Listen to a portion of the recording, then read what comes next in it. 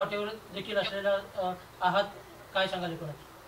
वंदनीय शिवसेना प्रमुख बाळासाहेब ठाकरेंचा निष्ठावंत सैनिक ही माझी ओळख आहे। आणि आज आपण विधानसभा निवडणुका 24च्या पराभवाला आम्ही सामोरं गेलेले आहोत। ते दुःख, ती खंत, त्या वेदना माझ्या सकट माझ्या मतदारसंघातल्या अनेक पदाधिकाऱ्यांना आणि आम जनतेला आहे।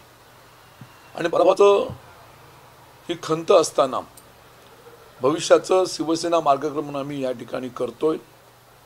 आता तुमच्या सर्वांच्या माध्यमातून मला समजतंय की मी नाराज आहे, मी भाजपच्या वाटेवरती आहोत, शिंदे गटाच्या वाटेवरती आहोत। तसं काही नाही। मी माझ्या मतदारसंघातल्या विविध रोजच्या कार्यपद्धतीवरती माझं मार्गक्रमण सुरू आहे। आणि म्हणून अशा तऱ्हेच्या ह्या बातम्या निश्चितपणे अफवा आहेत असं माझं या ठिकाणी आपल्या माध्यमातून मला संपूर्ण आमच्या जनतेला आणि शिवसेनेला सांगायचं आहे। हा निष्ठावंत सैनिक बाळासाहेबांचाच राहणार, याबद्दल कुठची मनामध्ये शंका नाही। भाजप जरी तुम्ही म्हटलं ही अफवा असेल म्हणून इतर पक्षाकडून म्हणजे खास करून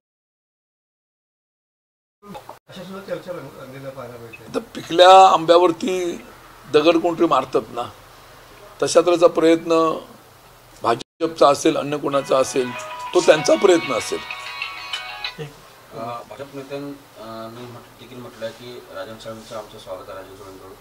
आणि शिंदे सेनेच्या नेत्यांना देखील म्हणणं आहे की राजन साहेब जर आले तर आमच्याकडून स्वागत आहे। ते भाजप पक्षांच्या नेत्यांचं मत असेल। काल शिंदे गटाचे